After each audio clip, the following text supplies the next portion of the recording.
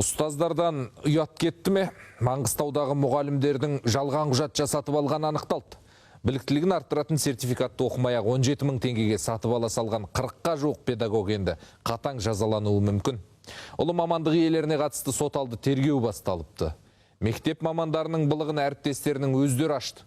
Ақтаудағы білім ордаларының бірінде көркем еңбек пәнінен сабақ беретін Жаңылсын Барсаева бұл құйтырқылыққа мектеп басшылығының қатысы бар деп мәлімдеді.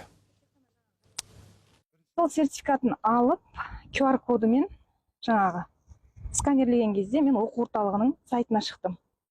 Сол сайтқа шығып хабарласқанымда бұл жерде бұл сертификаттың жалған екендігін айтты маған. Академик адалдық деген қайда, сапалы білім, саналы тәрбие деген қайда.